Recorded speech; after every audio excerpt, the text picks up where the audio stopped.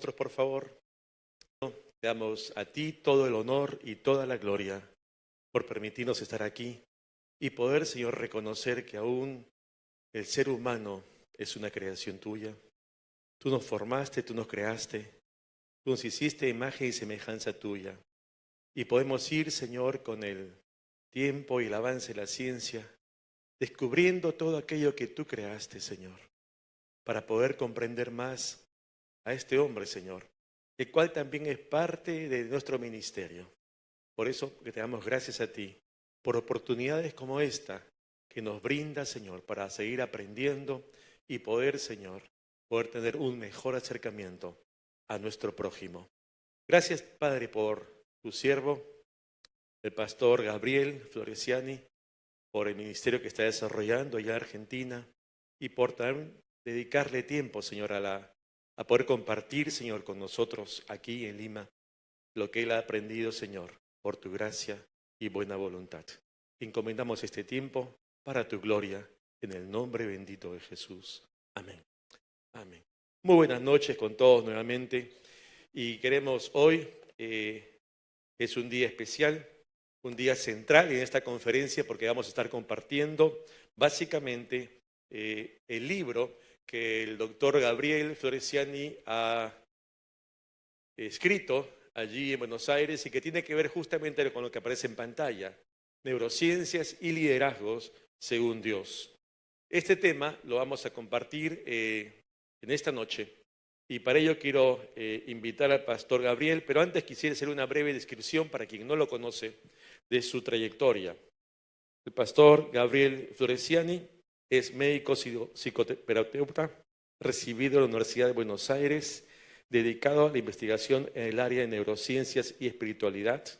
Es pastor evangélico, tiene una maestría en teología, es presidente fundador de la ONG Amor en Acción, es coordinador del área de bioética de la Federación de Iglesias Evangélicas Pentecostales en Argentina, es autor del libro Ciencia y Fe Unidas para vencer las drogas y el alcohol, es conferencista y difusor en los medios de comunicación masivos de la ciencia y la fe. Él va a compartir con nosotros ahora la presentación de su libro, Neurociencias y Liderazgo según Dios, y vamos a dar la bienvenida al pastor y doctor Gabriel Floresiani.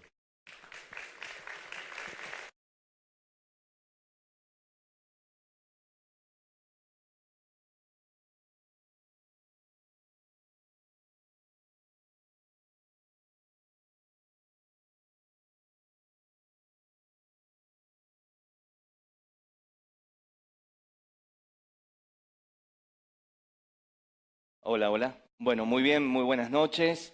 Muchas gracias por estar aquí acompañándonos en esta jornada tan especial. Y lo que vamos a hablar hoy es justamente de la interacción entre la ciencia y la fe. Durante muchos años, o se era un hombre de ciencia o se era un hombre de fe. O se iba al médico o se iba a la iglesia, pero ambas cosas no se podían hacer. El laboratorio con el templo, con la iglesia, estaban divorciadas. No había manera de que éstas se uniesen. Pero con los avances científicos, hoy podemos entender que la ciencia lo que hace es describir la realidad objetiva de que somos seres espirituales. Esto es innegable. La ciencia, los estudios profundos en el campo de la mente, en el campo de la física cuántica, en el campo de la medicina, determinan de que hay una región o un aspecto de cada ser humano que es espiritual. Entonces, frente a este nuevo desafío de entender los nuevos tiempos que nos tocan vivir, en donde el liderazgo y la manera de ser, la manera de liderar nuestras empresas, nuestros negocios, nuestra vida, nuestra familia, toda esa forma de liderazgo hoy en día podemos mejorarla, la podemos transformar y la podemos potenciar a través de los descubrimientos de las neurociencias. Las neurociencias es la parte de la ciencia médica, de la biología, de la endocrinología, que estudia el funcionamiento de la mente humana y la forma como ésta produce el pensamiento, las emociones y los recuerdos y demás. Así que frente a este desafío de poder también reinterpretar nuestra cosmovisión espiritual, prácticamente y seguramente si hacemos una rápida encuesta en esta noche, todos ustedes tienen fe y todos tienen fe en Dios y algunos irán a alguna iglesia en particular, otros irán a otra iglesia en particular, pero lo cierto hoy es que podemos también entender cómo funciona la espiritualidad en el cerebro humano. Hoy podemos saber en qué parte de nuestro cerebro se pone en funcionamiento las neuronas en el momento que rezamos, en el momento que oramos, en el momento que meditamos, en el momento donde muchos, por ejemplo, los pentecostales hablan en lenguas. Es decir, hoy la ciencia ha avanzado de tal manera que nos permite también entender los procesos neuronales que se ponen en funcionamiento cuando realizamos una práctica religiosa.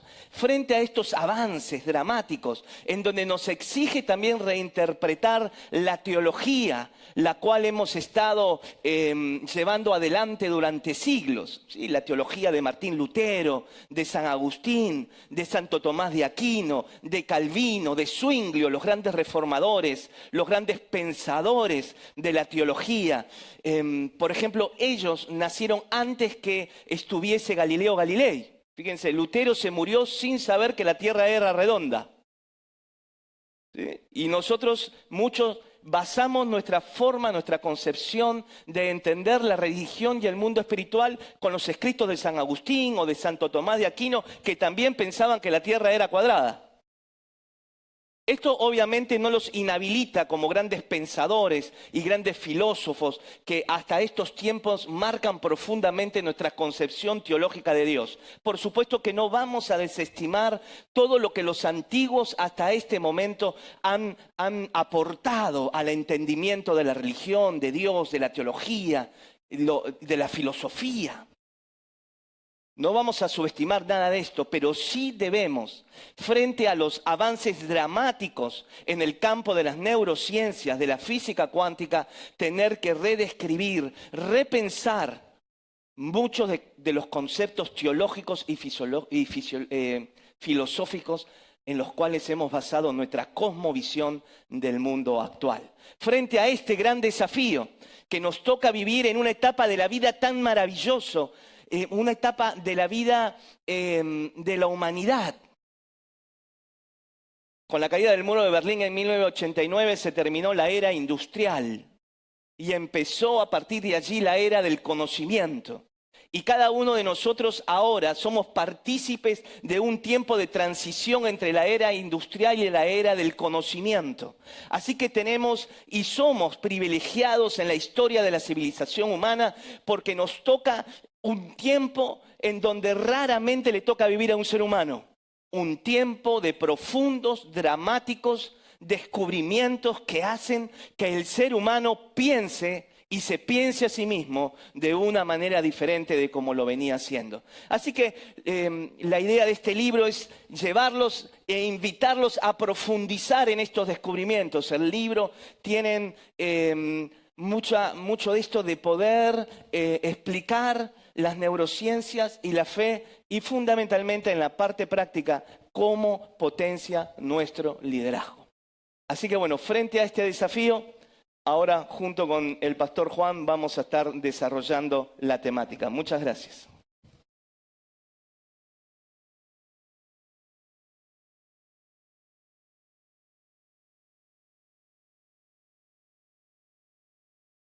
Vamos a desarrollar algunas preguntas. Si ustedes también tienen las mismas, vamos a tener un tiempo para poder recolectar las que ustedes van a presentar y poder también desarrollar y absolver sus preguntas. Todas están basadas en el libro justamente que ha escrito el doctor Floresiani. Ayer escuchábamos algo que realmente para algunos era novedoso, ¿no? Aquello de los neurotransmisores, ¿no? Que en el área sexual son la dopamina y la oxitocina, ¿no? Que vinculaban al deseo sexual y al otro que nos ayudaba a la fidelidad incluso. Que no vamos a entrar en el tema, pero son cosas que uno puede ir acumulando como conceptos para tener en cuenta, y no solamente en la pastoral, sino en el conocimiento del ser humano. Así, este libro que nos presenta, doctor, ¿qué de nuevo tiene? ¿Qué de nuevo trae? Justamente como te comentaba Juan, tiene esta búsqueda de lograr la unificación de la ciencia del laboratorio con el templo, con la iglesia, ¿sí?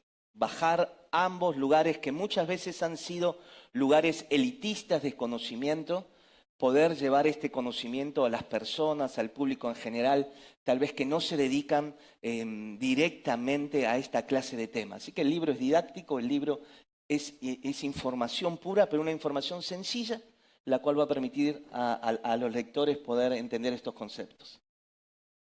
Hablando de liderazgo, hay muchos libros que versan sobre la materia y una pregunta ya histórica es, ¿el líder se hace o nace? ¿Qué puede decir al respecto? Bueno, esta es una pregunta que ha acompañado desde siempre y que de alguna manera las neurociencias están ayudando a desentrañar y a responderlas. Muchas veces dicen, no, pero no naciste líder, o uno ve un chiquitito recién nacido y dice, este pinta para ser un líder.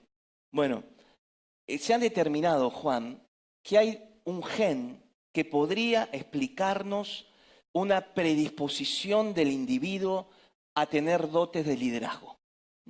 Entonces, hay un gen, un cromosoma, que nos haría predispuestos, nos daría la información heredada para que podamos ser líderes. Ustedes saben que en el momento que el espermatozoide de nuestro papá y el óvulo de nuestra mamá se unieron, somos uno y recibimos la herencia genética.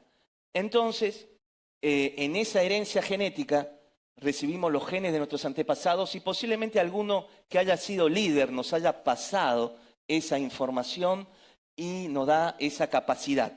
Ahora, es bueno aclarar que la genética no es determinante. Es decir, tal vez te estás preguntando diciendo, si yo no tengo el gen para ser líder, no voy a ser líder, entonces me rindo y me dedico a otra cosa. Habría que hacerse un mapeo genético a ver si lo tenemos o no como para calificar en los equipos de trabajo. Esto no es tan así, la genética no es determinante. La genética tiene una implicancia en lo que yo voy a desarrollar en mi personalidad, pero fundamentalmente somos ambiente. Fundamentalmente nuestra construcción psicológica viene del entorno primario que recibí en mi primera infancia, en mi segunda infancia. Entonces, si de repente esa persona no tiene ese gen de liderazgo, a partir de la práctica o la adquisición de conocimientos y habilidades de liderazgo, esta persona tranquilamente se puede convertir en líder. ¿Ok? Entonces, ¿hay líderes natos? Sí, hay líderes natos. ¿Hay líderes que nacen con esta genética? Sí, claro que lo hay. Pero también si la persona siente que no tiene estos dotes de liderazgo y le toca ocupar lugares de liderazgo en su trabajo, en su empresa, en la iglesia, en donde sea, en la política, esto se usa mucho en la política, también puede desarrollar capacitándose, aprendiendo y practicando las habilidades de liderazgo.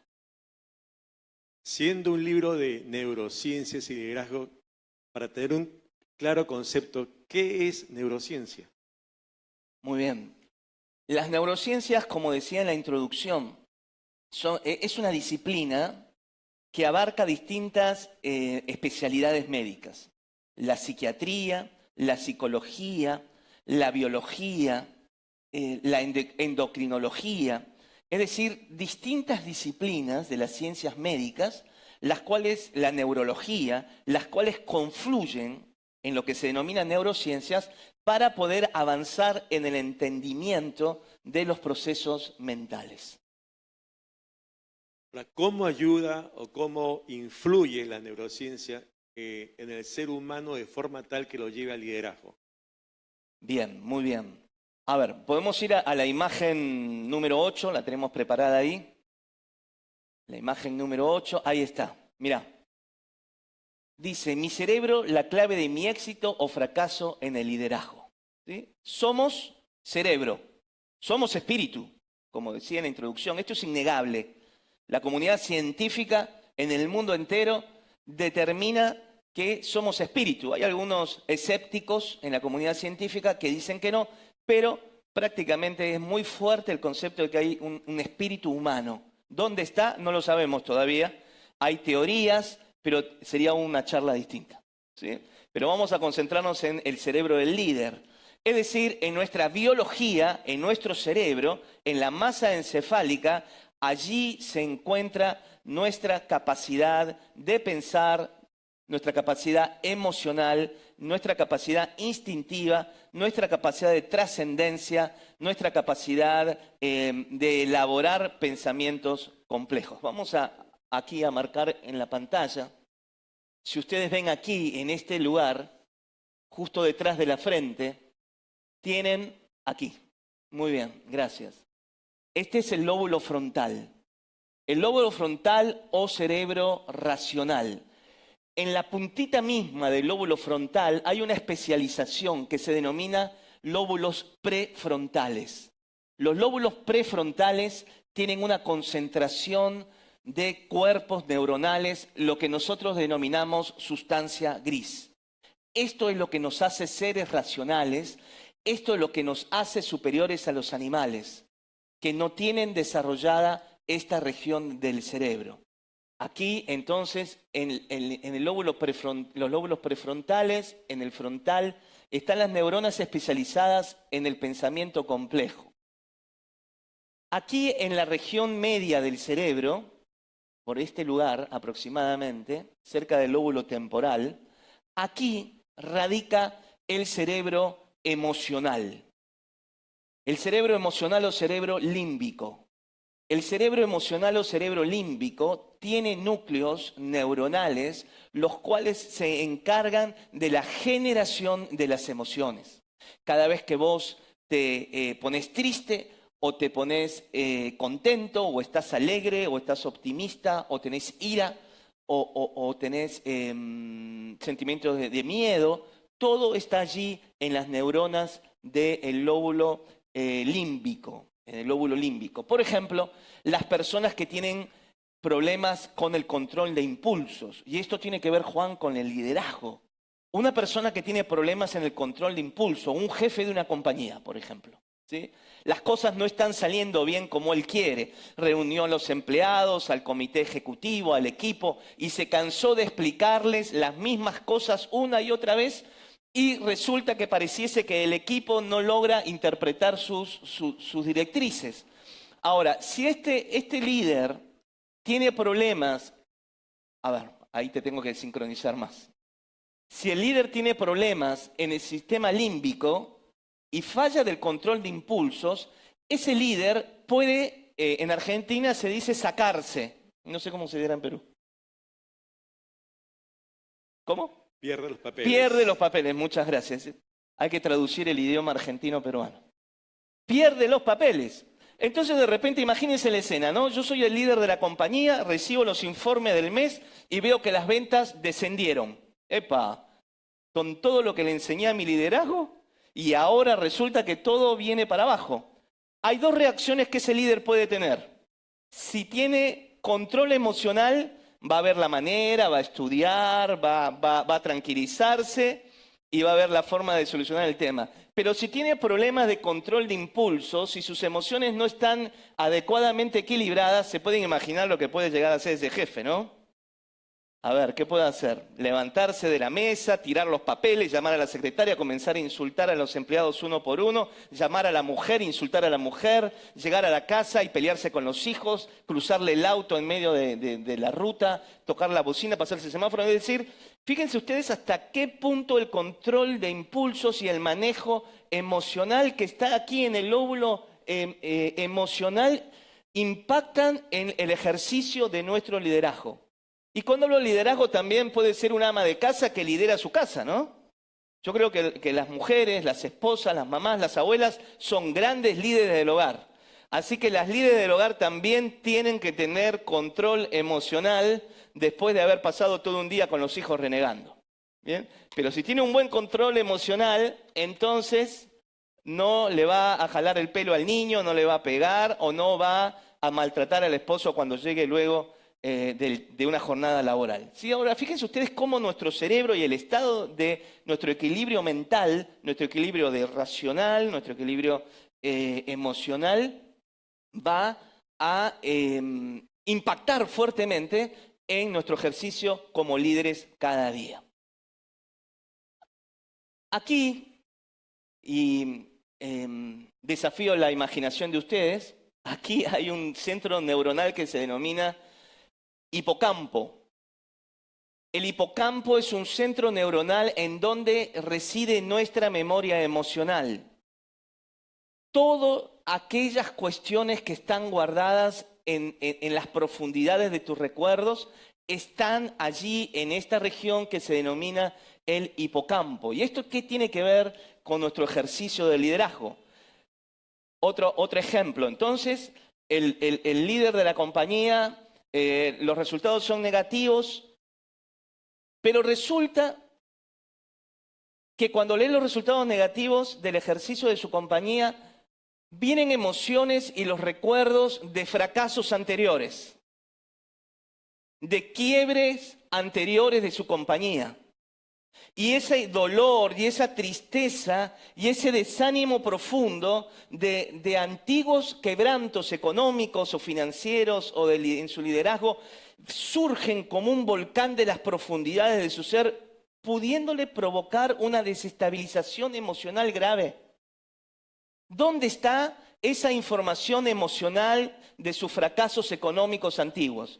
Allí en el hipocampo. Entonces, fíjense ustedes cómo nuestro presente está influenciado por la información que está en nuestro pasado y que nos permite también proyectar las soluciones para el futuro. Desde la neurociencia, ¿cómo trabajar el cambio de esas respuestas adquiridas en el paso del tiempo en nuestras vidas? Muy bien, vamos a la imagen 17, por favor, el conectoma. Lo que ustedes ven en pantalla es una foto de redes neuronales. Esto es lo que nosotros somos. Cuando hablamos de emociones, de pensamientos, de recuerdos, todo está allí en esas conexiones neuronales, las cuales se denominan conectonas, ¿sí? Si ustedes pueden ver allí, ahí en el puntero, la luz, allí, este es un cuerpo neuronal. En el medio, la sombra oscura es el núcleo neuronal, que esto es muy importante porque en el núcleo neuronal están los genes, los cuales traen la información de nuestros antecesores a través de la genética. ¿Okay? Por eso decimos, uy, parece que mi hijito se parece al tío que vive en otro país. ¿Bien? Entonces, o piensa como el tío, como la tía o como la abuelita que nunca vio. Esa información proviene de los genes que están en el núcleo de las neuronas. Este es el cuerpo neuronal y estas extremidades son las dendritas. Las dendritas aquí, y este es el cuerpo axónico. Acá tenemos un cuerpo axónico. Es decir, las neuronas se comunican unas a otras. Cada neurona tiene una potencialidad impresionante de conexión con otras neuronas. Acá, sobre estas supercarreteras neuronales, viaja la información de nuestros pensamientos, de nuestras ideas, de nuestros hábitos. Y aún, como les decía y les contaba, en las neuronas están guardados los traumas que provienen de la infancia, de la segunda infancia principalmente, y puede pasar también de acuerdo a quebrantos o crisis o estrés postraumático profundo. ¿Qué quiero decirles con esto? Que este sistema neuronal que pareciese, si ustedes ven una foto del universo tomado por el telescopio Hubble, esta imagen es idéntica a las galaxias que se ven en nuestro universo. ¿Ok? Es el mismo patrón. Entonces Dios ha puesto un universo dentro de nuestro cráneo. Hay 100.000 millones de neuronas y hay 100.000 millones de galaxias en la Vía Láctea. Perdón, en nuestro universo. Hay 100.000 millones de galaxias en nuestro universo y hay 100.000 millones de estrellas como el Sol y superiores en nuestra Vía Láctea. Quiere decir que Dios, el Creador, puso 100.000 millones de neuronas en nuestra masa encefálica y puso en el universo 100.000 millones de galaxias. Esto quiere decir que dentro nuestro hay mucho poder, mucho poder. Y algunas veces las personas se preguntan, Juan, ¿por qué vivo de fracaso en fracaso en vez de vivir de victoria en victoria? ¿Por qué a pesar de mis sueños, de mi proyección y aún de haber estudiado en la universidad, habiéndome capacitado técnicamente, no logro superarme a mí mismo, no logro alcanzar mis sueños y mis metas? Hay personas que viven con una sensación de frustración que las acompaña toda la vida. Se sienten capaces, sienten que tienen mayor capacidad y que pueden alcanzar logros que todavía no han podido alcanzar. Esto es una realidad. Y entonces la persona, y frente a esto también nos preguntamos, ¿qué pasa? ¿Por qué esta cantidad de energía potencial, esta capacidad casi infinita neuronal que Dios puso en nosotros no se pone en acción? Lo único que puede detener esto son nuestros traumas emocionales. Lo único que puede bloquear la energía de las neuronas son nuestras profundas heridas no reparadas y no sanadas. Si mi padre o mi madre, por ejemplo, fue alguien violento, alguien que me descalificó, alguien que me dijo, vos vas a ser un burro toda la vida, vas a ser un inútil. Si mi padre era un violento, si mi madre era una violenta, no me dio de amamantar, no me dio cariño, no me dio amor. Todo eso son traumas profundos en la primera infancia, que es el momento más importante para el neurodesarrollo.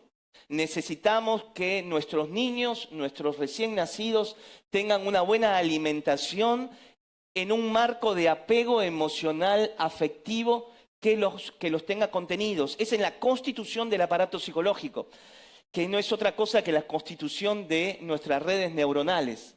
Nuestro cerebro solamente nace con el 10% de las redes neuronales activas. Fíjense ustedes. Cuando recién nacemos, solamente tenemos el 10% del cerebro en funcionamiento y a lo largo de la vida se va conectando, produciéndose una activación general. Entonces, ¿por qué las neurociencias pueden ayudar a desarrollar el liderazgo? Porque al entender cómo funcionan estos procesos, al entender la capacidad inherente, adquirida en la creación, entonces comienzo a plantearme esta pregunta. Si tengo tanto potencial que Dios me dio, entonces sí voy a poder hacerlo. Sí voy a poder avanzar hacia adelante. Y entonces comenzamos a reflexionar si aquellas huellas emocionales, traumas, dolores, bloqueos, siguen sin sanar en nuestro interior y debemos comenzar un proceso de sanidad y de liberación y de desbloqueo de esas emociones negativas y esas emociones que hasta este momento han limitado mi potencial. ¿Cuál es la diferencia sustancial que acontece en la vida de un ser humano cuando conoce a Cristo y viene viviendo, como lo he indicado, con traumas emocionales, convivencias que han sido enojosas para la vida de una persona? ¿Y en qué medida el Espíritu Santo influye en ello de esta perspectiva de la neurociencia? Bueno, muy bien. Ustedes somos, en el Perú, igual que la Argentina, es un país cristiano, es un país católico, un país evangélico, así que hay una visión cristiana de la realidad. Todos tenemos formación en mayor o menor medida de la doctrina del cristianismo. Y ustedes saben el concepto de la Trinidad: Dios Padre, Dios Hijo y Dios Espíritu Santo. Dios Espíritu Santo es la potencia. La Biblia en el libro de Hechos, capítulo 1, versículo 8, dice: recibiréis poder cuando venga sobre vosotros el Espíritu Santo, y me seréis testigos en Jerusalén, Samaria y hasta lo último de la tierra. Es decir, cuando una persona tiene la experiencia real con Jesucristo, le entrega su vida a Jesucristo y tiene un compromiso con Jesucristo, entonces comienza a tener la posibilidad espiritual de recibir a la tercera persona de la Trinidad, que es el Espíritu Santo. Y entonces esa tercera persona de la Trinidad, Juan, comienza a operar dentro nuestro. Ahora vos fíjate, Dios, el Padre Creador, vamos a la imagen de las neuronas, nos creó con 100 mil millones de neuronas, con esta capacidad del cuerpo.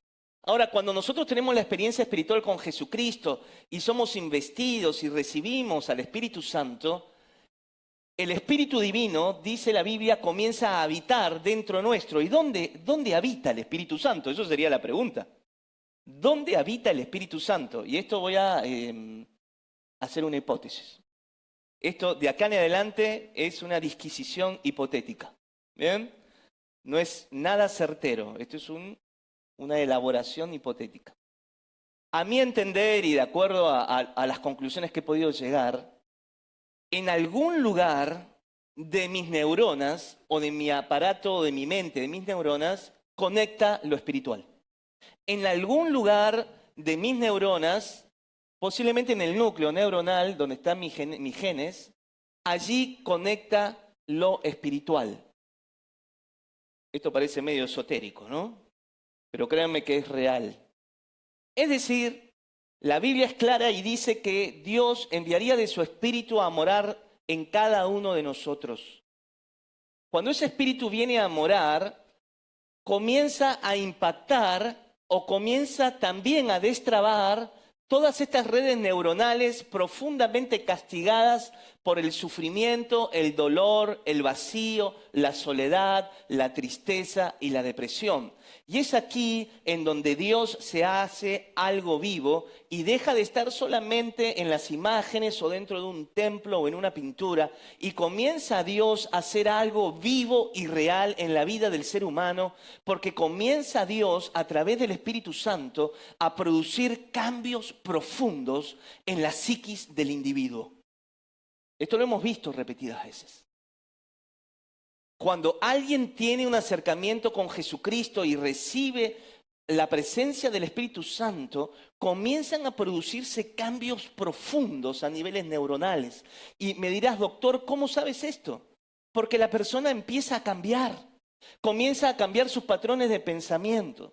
Comienza a cambiar sus patrones emocionales, comienzan a sanarse sus recuerdos, ya no se siente solo, ya no se siente desvalido, ya no se siente culpable, comienza a experimentar una vida nueva, una vida en abundancia, una vida con propósito, una vida con una potencialidad distinta. Y ahora, ¿esto qué lo produjo? ¿Solamente la voluntad humana?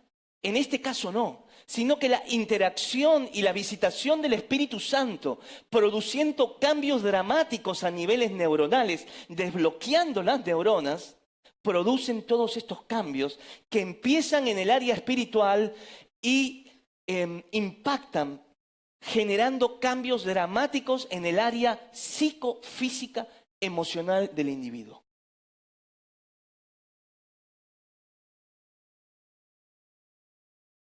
Sí, luego una serie de preguntas, hermano. Gracias. Básicamente, si estos cambios se producen a consecuencia del Espíritu Santo, aquellos que no son creyentes, ¿tienen alguna opción de cambio? Claro, por supuesto. Eso es una pregunta muy importante, ¿no? A ver. Acá me voy a pasear entre el templo y el laboratorio, ¿sí? Me voy a poner la camiseta, el guardapolvo. ¿Cómo se dice acá guardapolvo? ¿También? El mandil. Guardapolvo. Ahí está. El guardapolvo de médico y me voy a sacar el guardapolvo y me pongo el traje de pastor, ¿sí? Voy a ir de un lugar a otro, ¿ok? Muy bien. Entonces, claro que muchos escépticos dirán, está bien, doctor, yo puedo también alcanzar los cambios que tú dices a través de la meditación, sí es cierto. A través del deporte, sí es cierto. A través de una alimentación sana, es cierto. A través de una buena psicoterapia, es cierto. A través de los psicofármacos que los psiquiatras damos, también es cierto. También es cierto. Claro que sí. Se ven cambios de la misma manera en las imágenes neuronales. Pero lo que se ha visto, Juan, es que los cristianos, con la experiencia del nuevo nacimiento y del Espíritu Santo viviendo en su interior, tienen una suerte de plus. Se ha visto que empieza a manifestarse una esfera de lo milagroso, de lo sobrenatural, que la ciencia no puede explicar. Lo podemos ver en las tomografías computadas, lo podemos ver en las resonancias magnéticas, en los SPECT y en otras serie de estudios. Se pueden ver los cambios producidos no siendo cristianos y siendo cristianos, pero sí se ha visto que los cristianos y aquellos que tienen esta experiencia espiritual reciben como un plus, produciendo una mayor capacidad de desbloqueo y de potencialidad del aparato psicológico. Para ponerles un ejemplo, la comunidad científica ha visto que aquellos adictos a las drogas y al alcohol que realizan tratamientos médicos, psicológicos, los cuales hay que hacerlo, los resultados son bajos en la rehabilitación. Pero aquellos adictos a sustancias que, aparte de hacer un tratamiento médico, sumaron una experiencia espiritual con Jesucristo, la rehabilitación comienza a ser exponencialmente mayor en las estadísticas. Ustedes saben que la adicción es una enfermedad del cerebro. Esto es una suerte de ejemplo. Las personas depresivas también. Esto se puede ver mucho en salud mental. Allá hay hospitales neuropsiquiátricos como el Borda, que trabaja con pacientes varones, el Moyano con pacientes mujeres, y en los congresos médicos de psiquiatría me ha tocado participar en debates con profesionales, y cuando yo me he dado a conocer como pastor evangélico en medio de esos lugares profesionales, uno podría esperar la crítica y la denostación de que uno es un evangélico, que uno es un pastor. Por lo contrario, los médicos allí presentes, los psicólogos, comenzaron a hacerme preguntas diciéndome, doctor, ¿qué tienen los cristianos los cuales hace que en patologías de la salud mental tengan un plus frente a aquellos que no lo son? Uno podría esperar, dice, no, pero el pastor y la iglesia y estos no tienen nada que... No, por lo contrario. Se ha llegado a la conclusión de que la persona de fe tiene mayores posibilidades de curación, de sanidad, no solamente en su aspecto y en su dimensión mental, sino física. ¿Ok? Entonces, no sé si eso respondería a tu pregunta. Hay en el libro un capítulo que versa sobre neuroplasticidad. ¿A qué se refiere ello? Bien, esto es maravilloso, ¿no? Porque dos conceptos. Voy a introducir uno que se denomina neurogénesis, que se lo explico rapidito. La neurogénesis es la capacidad del cerebro de que nazcan nuevas neuronas. Hasta hace no mucho tiempo atrás se pensaba que cuando las neuronas se morían, no nacían otras. Hoy se vio que en regiones como la amígdala, el hipocampo, la hipófisis, serían una suerte de jardín del Edén de nuestro cerebro, en donde permanentemente están naciendo neuronas y donde crecen neuronas bebés. Esas regiones de nuestro cerebro producen entonces la neurogénesis, que produce nuevas neuronas, y lo que va a afectar esas regiones del cerebro para el nacimiento de nuevas neuronas va a ser el estrés. Por eso el estrés es un enemigo número uno del ser humano. Hay que bajar los niveles de estrés con el deporte, con una vida aquietada, con saber parar a tiempo, irse a dormir temprano, dejar el celular y todo lo demás, ¿sí? Pero el estrés es un enemigo principal de estas regiones que producen nuevas neuronas. Ahora voy al campo de la neuroplasticidad. ¿Qué significa esto? Mi cerebro, como ahí vemos, no sé si acá se ve, si los que están de este lado, a ver, lo voy a explicar de esta manera. Miren, mi cerebro está conformado de esta manera, mis redes neuronales están conformados de esta manera. Póngale que este es mi patrón mental, mi patrón, cómo mis neuronas están conectadas, ¿ok? Pero ¿qué se vio? Se vio que el ser humano tiene una capacidad de desconectar los patrones neuronales que tiene que ver con mis hábitos, con mi personalidad, con mi temperamento, lo que yo soy.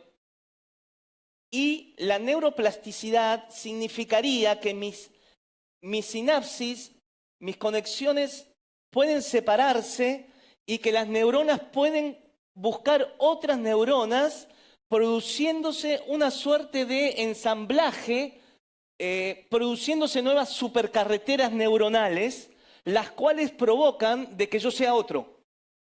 ¿Se va entendiendo? Es decir, pónganse que Gabriel, hoy 17 de mayo, tiene un patrón neuronal de esta manera, pero cuando yo sigo desarrollándome y sigo avanzando y me voy destrabando emocionalmente, puedo desconectar mis viejas conexiones de los hábitos, de pensamientos negativos, de pensamientos tristes, de pensamientos de soledad y demás, y comienzo entonces a conectar en forma distinta carreteras de positividad, carreteras de esperanza, carreteras de alegría.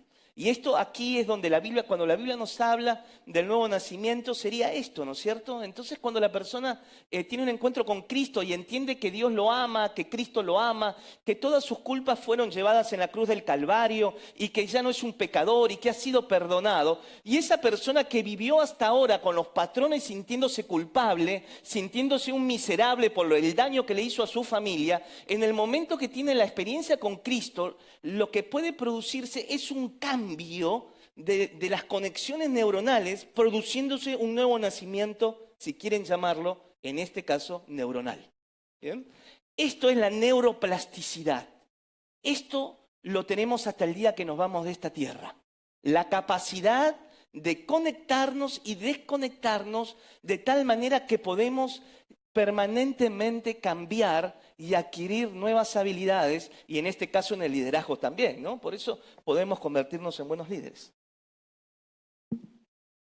El libro habla de el cerebro de la líder femenina.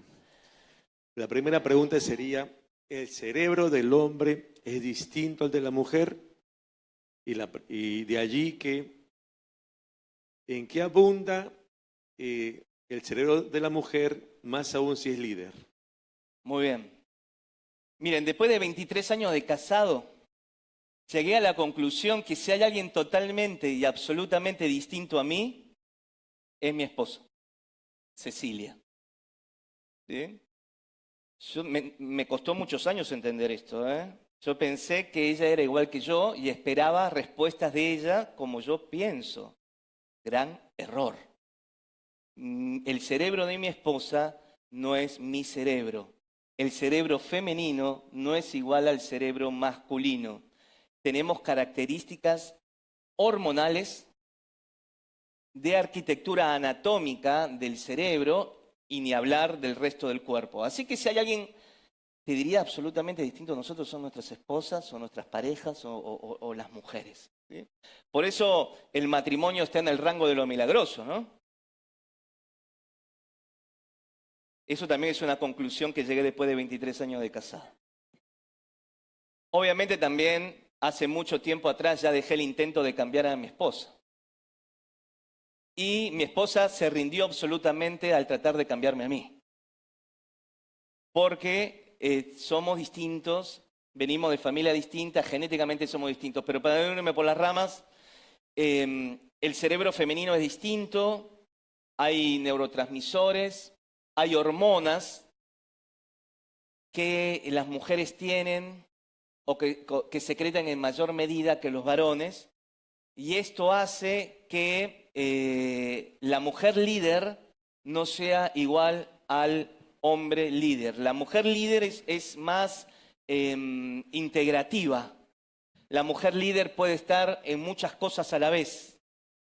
La mujer líder tiene una capacidad de percibir la sensibilidad del entorno, una sensibilidad empática del entorno que los varones no tenemos. Estas son capacidades que el cerebro femenil lo tiene con respecto a nosotros. El cerebro de la mujer es más intuitivo. El famoso sexto sentido de las mujeres, créanme, existe. Y cuando una líder mujer o una líder de vuestro equipo le dice, a mí me parece, pastor o jefe, que tal cosa u otra, yo le diría que le presten atención. Porque nosotros los varones somos muy racionales y muy en aquí y ahora, y no tenemos esta capacidad trascendente o capacidad perceptiva que tienen las mujeres. Entonces, con esto quiero decir también que la mujer líder tiene capacidades hermosas y que el varón líder también. Y acá viene el trabajo en equipo, ¿no? El trabajo de equipo, si sos varón, líder varón, es muy bueno que en tu equipo hayan cerebros femeninos, porque te van a aportar capacidades que los cerebros masculinos no van a tener. Y viceversa, ¿no? Mujeres, acuérdense si son líderes de los varones, y también inviten a algún varón a formar parte de su equipo, porque el varón le va a dar otras perspectivas, le va a otorgar otras habilidades que su cerebro no tiene. El tema de la salud mental en el liderazgo. ¿Cómo se puede, digamos, evaluar y si esto resulta modificable en el tiempo? Es una muy buena pregunta, Juan. ¿Cuántos lideran acá? A ver, levanten su mano, por favor. ¿Líderes en esta sala? ¿Líderes? A ver. Muy bien. Muchos líderes. Bien.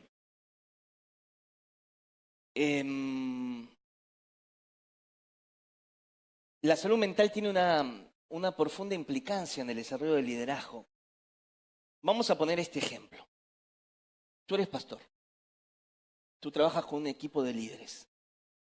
Ahora, ¿qué pasa si en el equipo de líderes elegiste 12 líderes? A ver, te la voy a poner difícil. ¿Qué pasa si sentaste a un psicópata, a un bipolar, a una líder femenina borderline o con un trastorno fronterizo de la personalidad? Si tenés sentado también en tu equipo de liderazgo a un, a ver, no te la quiero hacer tan difícil, ¿no? Si no renuncias al pastorado mañana, me parece. Si tenés a un depresivo o un esquizoide, iracundo, uno que no tenga control de impulsos. ¿Bien? ¿Qué les parece? Está lindo liderar así, ¿no? Mejor ni saber esto. Mejor ignorar que saberlo. Pero muchas veces el fracaso de los equipos de liderazgo se produce a causa de la salud mental de aquellos que lo conforman. Vamos a tomar el caso de un miembro de tu equipo antisocial. Elegiste a alguien que tiene un trastorno de la personalidad de tipo antisocial. ¿Cómo es un antisocial? Un antisocial es aquel que va a romper las reglas permanentemente. Entonces el pastor Juan dice, bueno, vamos a venir todos con camiseta blanca. El antisocial, ¿con qué color de camiseta va a venir? Negra, muy bien. Muy bien. El pastor Juan va a decir, no cruces esa línea. El antisocial, ¿qué va a hacer? Cruzar la línea. El pastor Juan dice, no vamos a hacer esta estrategia. El antisocial, ¿qué va a hacer? Va a querer hacer otra, desafiando a la directriz del pastor. Ese es un antisocial, por ejemplo. Y tú dices, pero este hombre no entiende, ¿por qué me hace siempre lo mismo? Y por ahí el hombre quiere superarse, no lo puede dominar, porque un trastorno de la personalidad significa que la personalidad de ese individuo está enferma.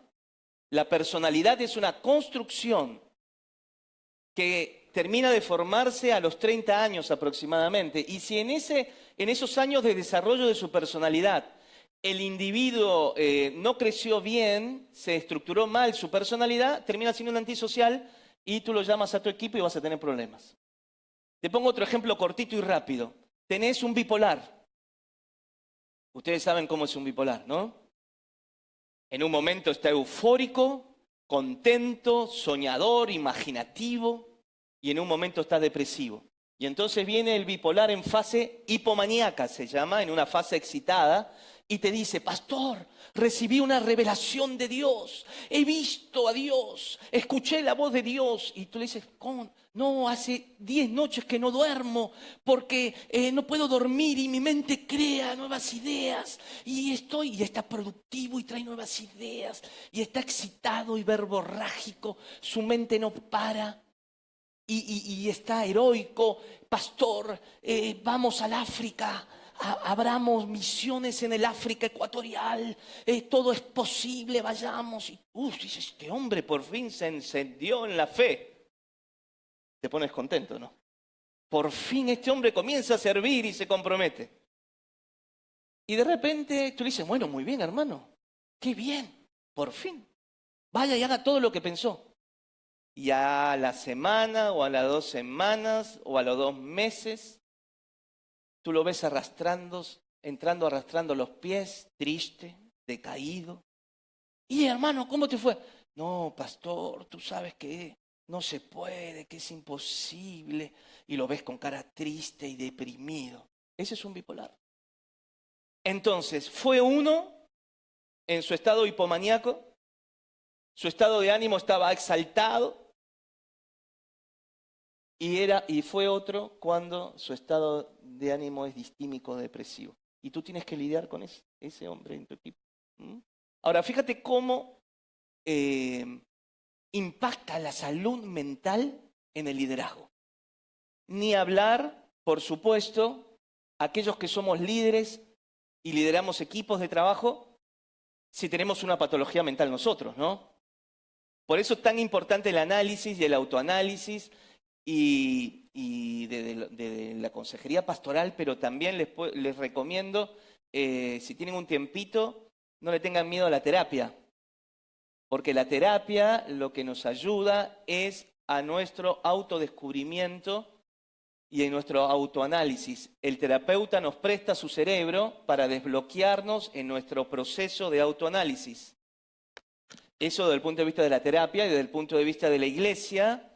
Recibir el consejo de la palabra de Dios, recibir el consejo del pastor y recibir el consejo de lo que la Biblia dice, ¿no? Si tiene algunas preguntas, si hay unas hojas que pueden repartir, por favor, en este momento, para pasar al bloque de preguntas. Y mientras tanto, algunas preguntas finales. ¿Cómo ve el liderazgo del futuro en las iglesias, considerando justamente este tema de salud mental? ¿Qué habría que hacer? Muy bien. Podemos poner un consultorio de psicodiagnóstico. ¿O no? Sería riesgoso. Muy bien. Ha cambiado, Juan. Ha cambiado, la gente ha cambiado. Las personas han cambiado. Hemos cambiado todos frente a la tecnología, frente al avance de la Internet, de tener a disposición la información. Fíjate vos que estamos permanentemente conectados, dice la palabra, ¿no? Y esto tiene un impacto poderosísimo en nuestro sistema nervioso, pero vamos a hablar del impacto positivo. Hoy en día tenemos un acceso a la información, la concepción del espacio-tiempo. Por ejemplo, yo me contacto con Buenos Aires vía videollamada, allá con mi esposa, con mis hijos, con la gente de mi equipo. Es decir, la concepción del espacio-tiempo, los viajes se han acortado, no faltan más de 13 años a 20 años para poner al primer hombre en Marte. Próximamente van a haber colonias humanas en la Luna. Y esto que nosotros que crecimos con la televisión en blanco y negro lo veíamos en los dibujitos, ¿se acuerdan? en Astro Boy, me acuerdo, y todos otros dibujitos. El Hombre de Acero y todo eso. ¿Se acuerdan o no? Bien. Esto implica que los descubrimientos del universo también cada día son más dramáticos. Hoy sabemos que hay planetas que tienen las mismas características de la Tierra y que tienen grandes posibilidades de contener vida como nosotros la conocemos. Esto ya es un hecho científico.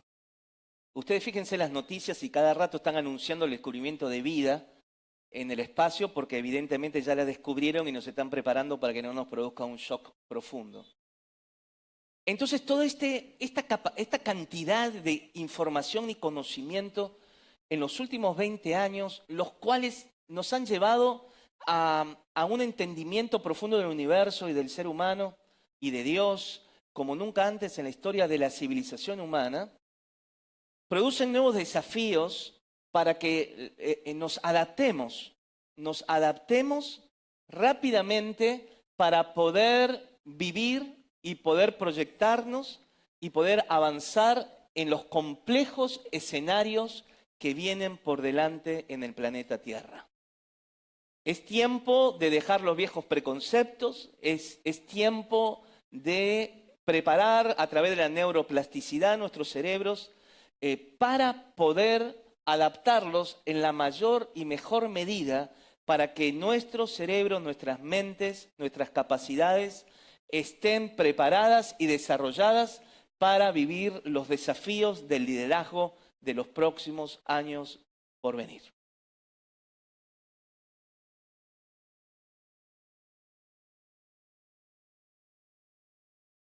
Acá hay varias preguntas relacionadas.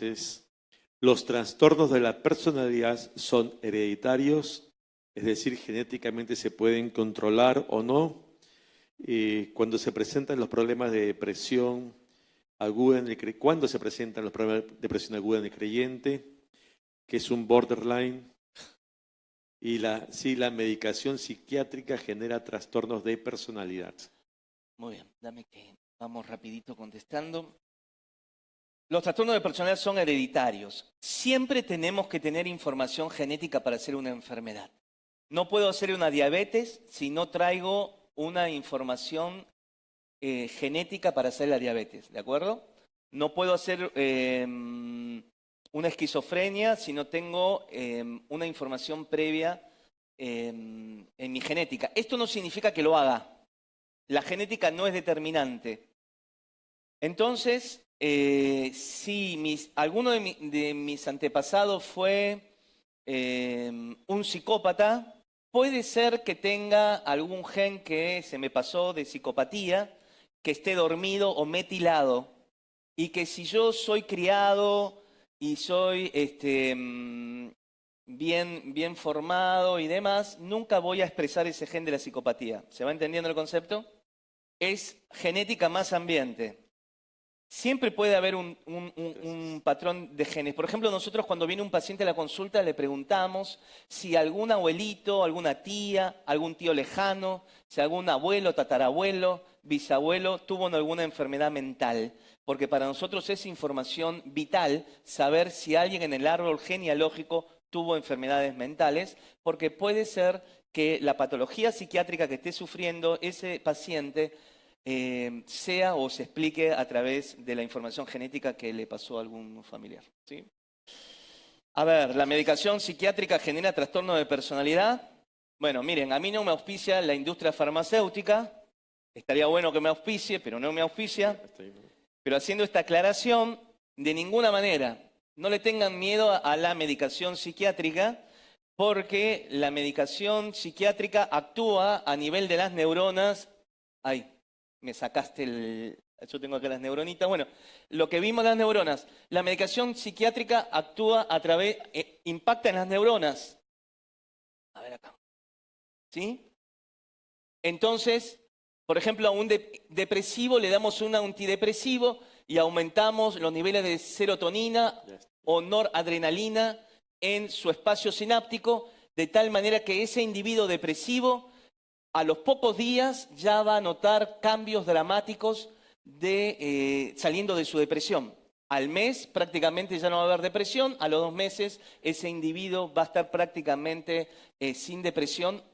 Esto tengo que aclarar, el tratamiento dura aproximadamente 8 meses porque la medicación va favoreciendo la neuroplasticidad, favorece la neurogénesis y regula y equilibra el sistema neuronal. Así que la medicación psiquiátrica no produce enfermedad psiquiátrica.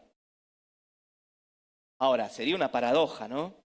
Que la medicación psiquiátrica, que para sacar un producto, un medicamento psiquiátrico, la industria tarda por lo menos de 20 a 25 años, con estudios clínicos complejísimos. Entonces sería una paradoja si una medicación produciría una enfermedad psiquiátrica. ¿Qué es un borderline? Es un trastorno de la personalidad, es un trastorno en donde el individuo está entre la razón y la no razón, ¿sí? Entre la nada, la psicosis y de este lado la neurosis. Son personas que cabalgan en 2 estados, van y vienen, de un estado, vamos a decirle, psicótico a un estado neurótico. Para no extenderme, lo hago rapidito así. ¿Cómo dice? Cuando se presentan los problemas de depresión, ¿cómo dice? Aguda. ¿Cuándo se presentan? ¿En qué caso? ¿Cuándo se presentan los problemas de depresión aguda en el creyente? Esto es una muy buena pregunta. Entonces, uno dice, bueno, pero si yo tengo a Dios, tengo el Espíritu Santo, ¿me puedo deprimir? Por supuesto que te puedes deprimir, de la misma manera que te pueda agarrar una úlcera gástrica, de la misma manera que te pueda agarrar una diabetes, de la misma manera que te pueda agarrar una artrosis, de la misma manera que puedas tener un problema en la rodilla o en el problema del hígado en el riñón. Acuérdate que las patologías de salud mental están en el cerebro y que son enfermedades que se producen porque las neuronas no están funcionando bien, de la misma manera que no funcionan bien tus miocarditos cuando tenés problemas cardíacos, ¿sí? Entonces, ¿un creyente se puede enfermar? ¿Sí o no? Bueno, sí, muy bien. Entonces, de la misma manera, un creyente puede tener depresión, porque el depresivo es una persona que tiene bajos niveles de neurotransmisores en sus espacios sinápticos. No me quiero extender, pero se entendió la respuesta. ¿Sí? Esto es muy concreto. Muy bien. El estrés, las drogas, alcohol. Matan las neuronas. ¿Y cómo manejar en la familia a un adicto al alcohol y que rechaza el apoyo espiritual? Muy bien. Sí, las drogas, el alcohol, el cigarrillo, son matan a las neuronas, son neurotóxicas. Dañan, a ver si tengo la imagen, sí. Dañan también las neuronas. Cuando alguien consume cocaína, se producen cambios a niveles de las neuronas. La cocaína esclaviza las neuronas, secuestra las neuronas.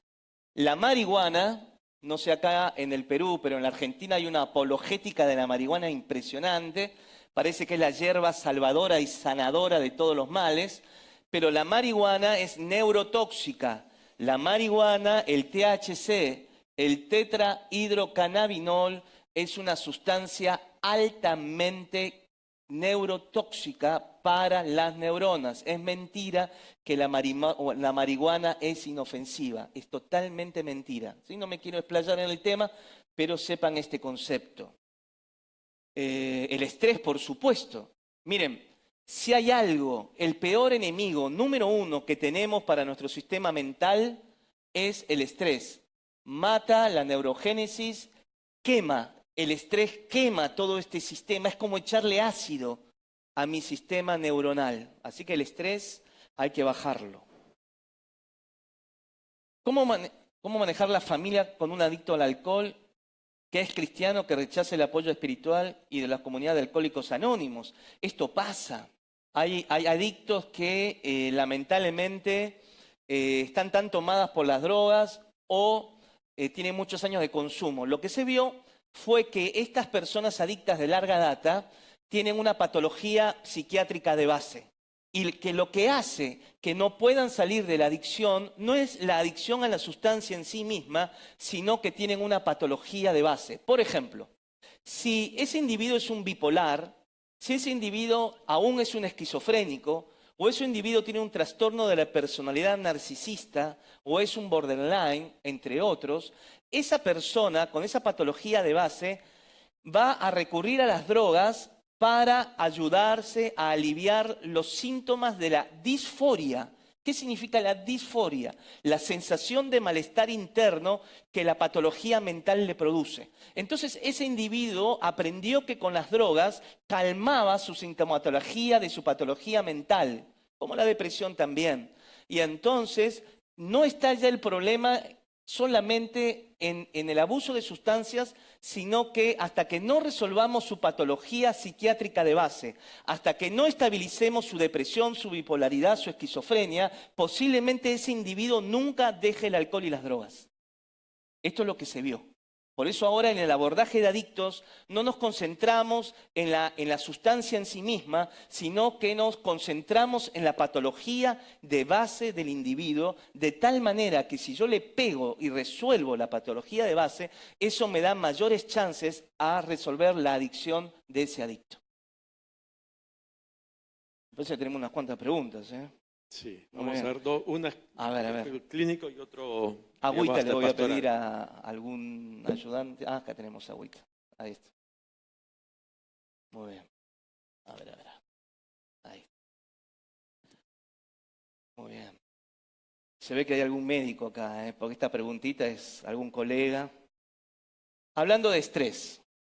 Tener niveles elevados de cortisol. Gracias, colega, por la pregunta.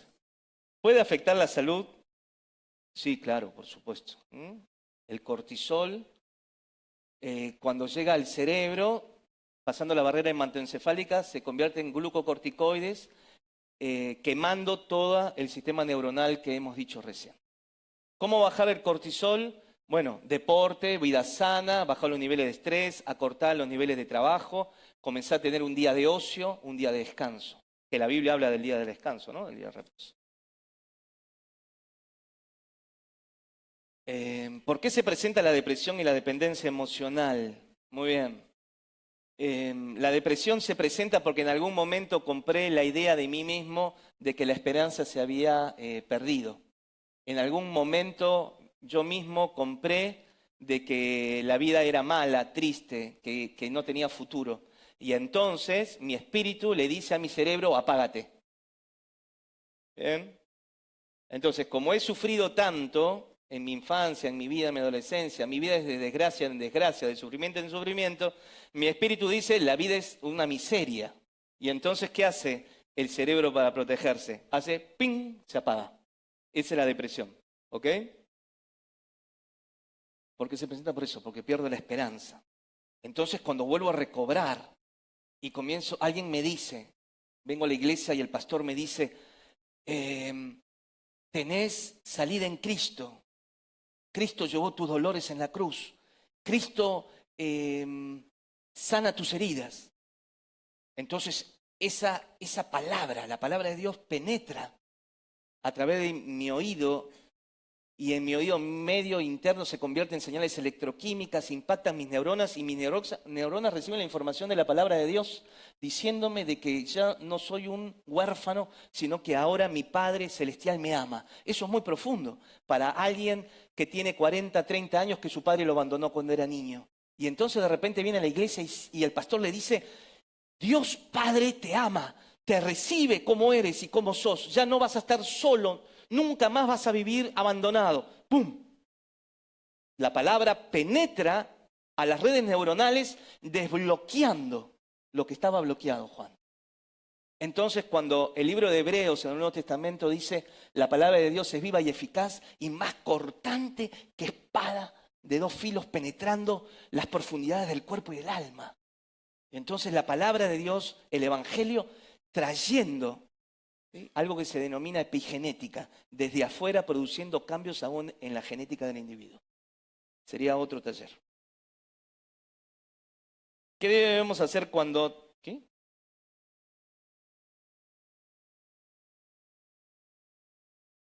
Cuando tienes una persona fronteriza. Epa, tenés un problema. Tenés un problemón. Pero bueno, no. Hay que tener mucha paciencia, mucho amor y no solamente el fronterizo tiene que estar en terapia, sino que la familia tiene que estar en terapia, ¿sí? la familia tiene que tener mucha psicoeducación para poder saber cómo llevar adelante este tipo de personas con estos cuadros. A ver. Es una persona con retardo mental leve, es importante que vaya a terapia. Sí, claro. Estimulación temprana. Es muy positivo, sí, claro, avanzó mucho.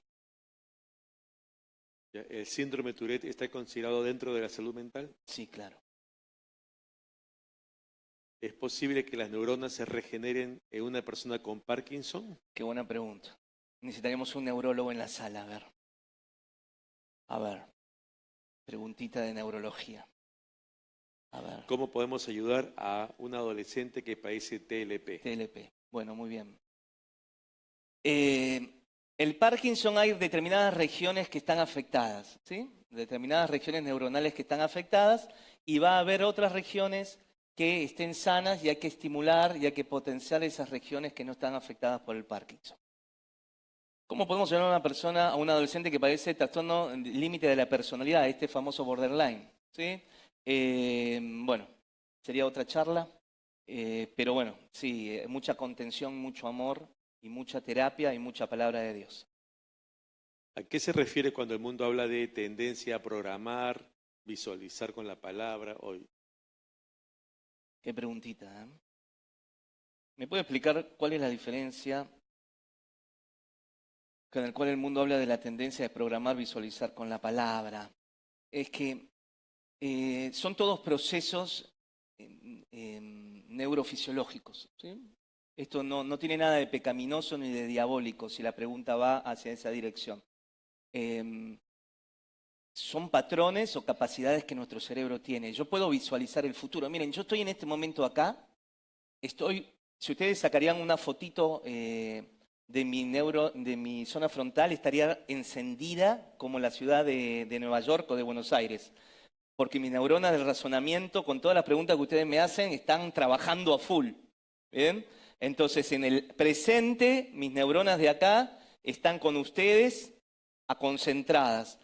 Pero mis neuronas de mi sistema amigdaliano, emocional, también están conectados con ustedes, percibiendo la emocionalidad del auditorio, ¿sí? Yo estoy tomando la información sensitiva emocional del auditorio a través de las neuronas de mi aparato emocional.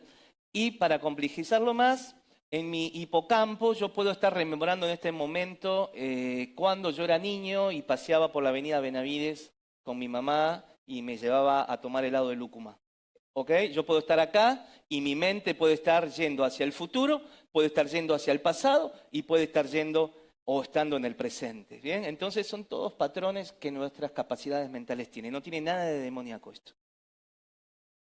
Vamos terminando. ¿Cómo una persona tóxica puede cambiar su comportamiento y las conexiones sinápticas? A ver. ¿Qué es una persona tóxica? Esto está de moda, ¿no? Los tóxicos. Puede cambiar el tóxico, puede desintoxicarse emocionalmente, si esa es tu pregunta. ¿Bien? Y puede cambiar sus conexiones sinápticas. Y esto es bueno también, autoanalizarnos a ver si el tóxico soy yo en casa, ¿no? Porque siempre estamos buscando al otro como tóxico cuando algunas veces el tóxico soy yo. Y el que intoxica mis ambientes soy yo mismo. Así que empecemos por nosotros y luego vayamos en el análisis de los tóxicos que nos rodean. Sí.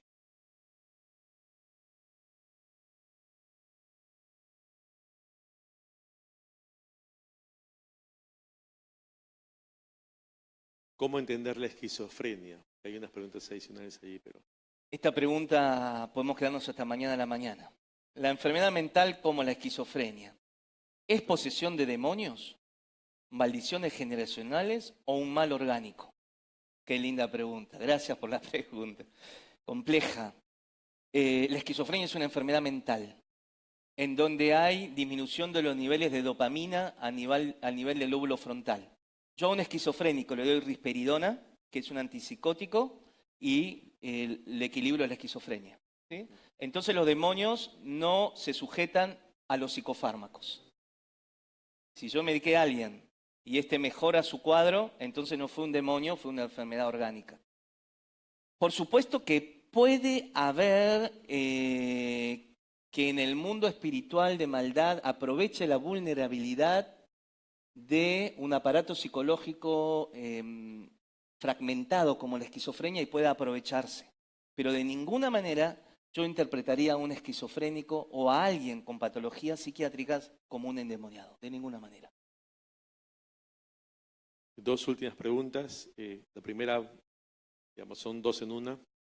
Dijo usted que no todos nacen con la capacidad de ser líder hablando a nivel neuronal.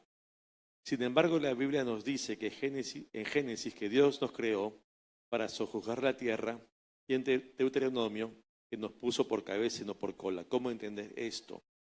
Y de otro lado, si la psicoterapia, la meditación y el deporte producen cambios en las conductas de los seres humanos, entonces A, no habría ninguna razón para entregar la vida a Cristo. B, si el Espíritu Santo se rehúsa a ser el plus, entonces Cristo murió por gusto y en vano.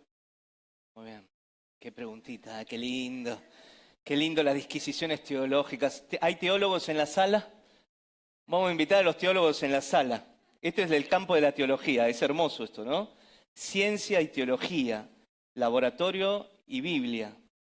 Podríamos estar años para discutir esto y no nos pondríamos de acuerdo. Pero bueno, muy bien. El que hizo la pregunta de que no todos nacen con capacidad de ser líder, no, eso yo no lo dije, ¿no? Por ahí lo expliqué mal.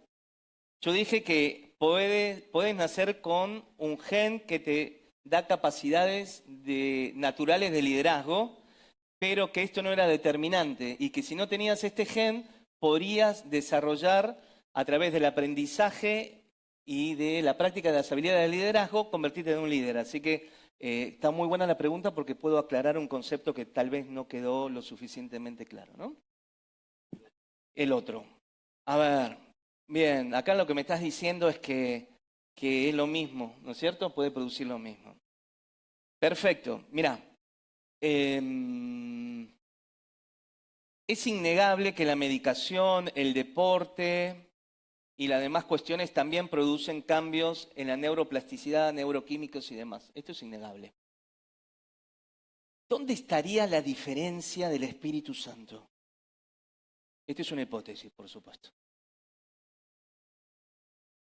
Que el Espíritu Santo trascendería el sustrato neuronal y avanzaría al espíritu humano, a la conciencia profunda. La meditación, el deporte y demás, la medicación, trabajaría a nivel del sustrato neuronal biológico, pero el Espíritu Santo trabaja también en la regeneración del espíritu humano, lo más profundo del ser. Y eso es una capacidad divina y sobrenatural del Espíritu de Dios, produciendo cambios en la mismísima estructura del ser.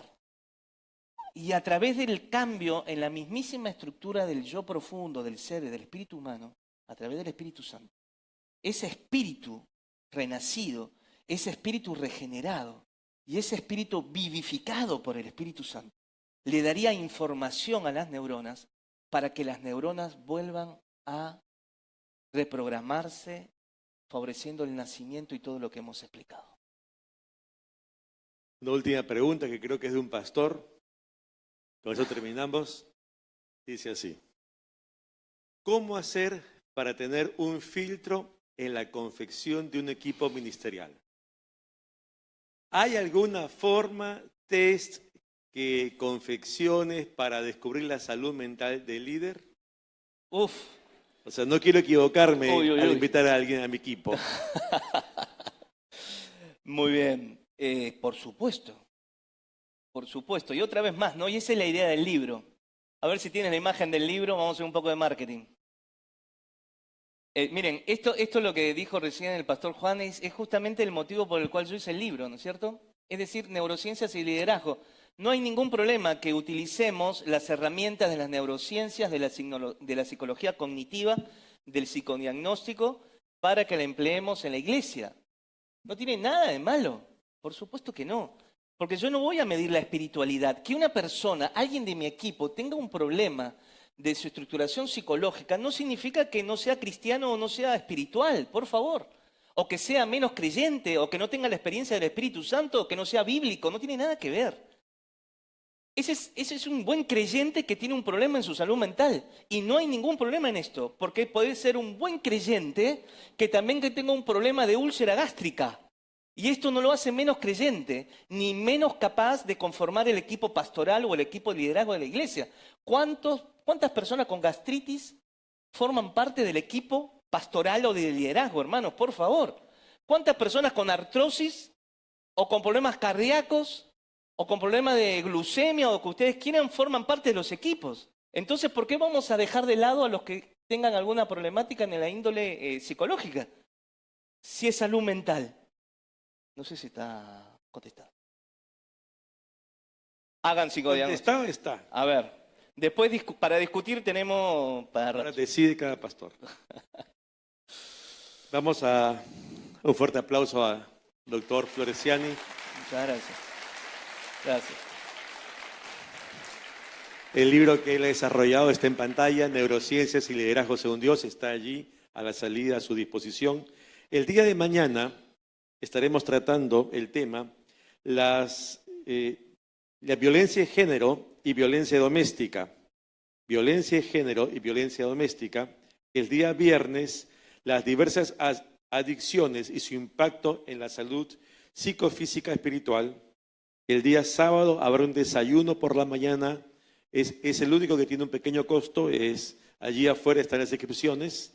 Y en la noche, el sábado por la noche, 8:30, hay un último conversatorio que se titula Desarrollando el potencial que Dios nos dio desde la neurociencia y la Biblia. Sí, simplemente para agradecer al pastor Juan por todo el apoyo, el cariño que estoy recibiendo toda esta semana. Todo esto no sería posible sin el apoyo del pastor y de su equipo de liderazgo y la iglesia. Así que muchísimas gracias. Gracias. Entonces estamos todos despedidos, el Señor les bendiga. Todos bienvenidos mañana.